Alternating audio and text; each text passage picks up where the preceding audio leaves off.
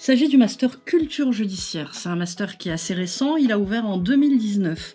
C'est l'autre parcours de la mention justice, procès, procédure avec le parcours profession judiciaire qui lui existe depuis des décennies et qu'on a entièrement refondu au moment de la création de culture judiciaire en 2019. Ces deux parcours partagent une même philosophie. Former des étudiants qui ont une maîtrise technique de la procédure, civile ou pénale, mais qui ont aussi une maîtrise technique qu'ils vont adosser à une solide culture juridique. Ces deux parcours sont très proches et d'ailleurs les étudiants posent souvent des questions sur la différence entre culture judiciaire et profession judiciaire. C'est tout à fait normal puisqu'ils ont été pensés ensemble. Les deux promotions d'étudiants sont très soudées et la plupart des cours sont communs. La première année de master est totalement identique entre culture judiciaire et profession judiciaire et les 2/3 des cours en deuxième année de master sont également communs. Il y a des cours spécifiques sur lesquels je reviendrai à chacun des parcours, mais la plus grande différence entre les deux parcours, c'est que le parcours culture judiciaire est un parcours recherche qui prévoit la réalisation de mémoires de recherche, alors que le parcours profession judiciaire est un parcours pro qui prévoit un stage. Pour intégrer le master culture judiciaire, il faut être titulaire d'une licence en droit. Je précise que pour le parcours culture judiciaire, les étudiants qui ont un parcours plus ouvert, c'est-à-dire par exemple qui ont une licence bidisciplinaire ou un double diplôme, ou qui avaient commencé des études non juridiques avant de se réorienter vers le droit, ou encore qui, parallèlement à leur licence de droit, ont suivi des DU, quels qu'ils soient, bref, tout ce qui montre pendant leur cursus une ouverture intellectuelle au-delà des seules études de droit, sont des profils particulièrement appréciés et recherchés pour le master culture judiciaire. Les critères de sélection sont ensuite très classiques. La sélection se fait en tenant compte des résultats obtenus en licence et de la lettre de motivation. J'en profite pour vous dire que la lettre de motivation est très importante pour moi et je suis particulièrement sensible à les lettres de motivation qui sont vraiment personnalisées, aussi bien pour ce que le candidat ou la candidate va dire de sa personnalité, de son parcours, de ses expériences, de ce qu'il ou elle va dire, de sa volonté de venir en culture judiciaire et de la cohérence de son choix.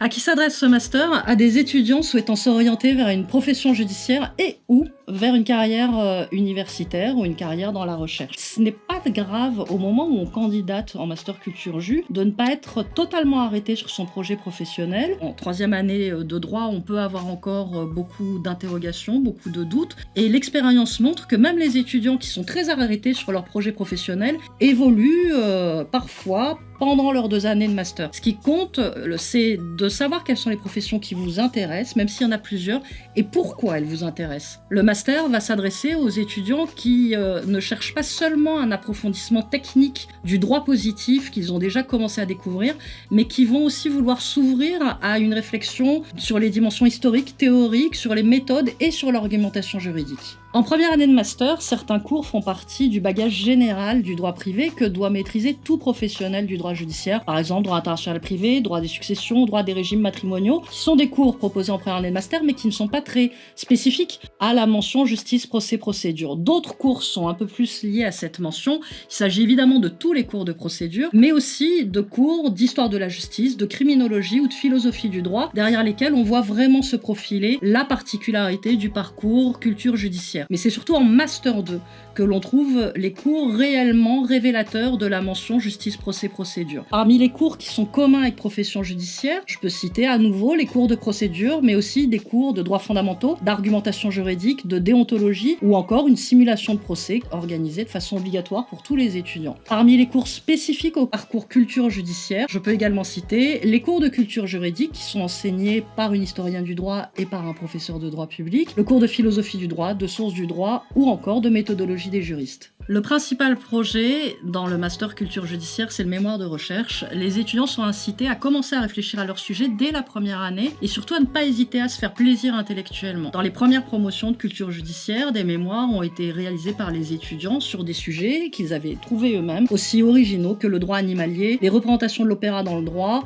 ou encore sur Victor Hugo et le droit. Et je précise que le premier mémoire qui a été fait sur Victor Hugo, parce qu'il y en a eu 2, a été réalisé par une étudiante qui a ensuite réussi le concours de l'ENM. Il est évidemment tout aussi possible et tout aussi courant en culture judiciaire de consacrer son mémoire de recherche à un sujet juridique plus classique. Ce qui compte, c'est de travailler sur un sujet que l'on aime et qui va nous intéresser pendant toutes ces années de master. En dehors de ce mémoire de recherche individuel, chaque promotion va réaliser en Master 2 un rapport de recherche collective sur la jurisprudence de la Cour d'appel de Lyon, rapport qui est réalisé en partenariat avec la Cour d'appel de Lyon. Chaque année, la Cour d'appel choisit un thème contentieux pour les étudiants et les étudiants vont réaliser un rapport qui va analyser aussi bien quantitativement que qualitativement les décisions rendues par la Cour d'appel de Lyon sur les dernières années. C'est un exercice très enrichissant, aussi bien pour apprendre le travail en groupe que pour comprendre les difficultés de l'analyse sur des décisions en grand nombre, ou encore pour se familiariser aux décisions rendues par les juridictions du fond que souvent les étudiants connaissent très mal, alors que ce sont les premières qu'ils vont fréquenter en pratique. Ce rapport donne lieu à une restitution à la Cour d'appel, qui est en général un moment très fort dans l'année du Master 2. Les professions judiciaires, en premier lieu, principalement avocats, magistrats, plusieurs étudiants également se destinent à commissaires de justice, ou alors les professions de la recherche. Il s'agit d'un parcours recherche qui permet donc de poursuivre ensuite en doctorat.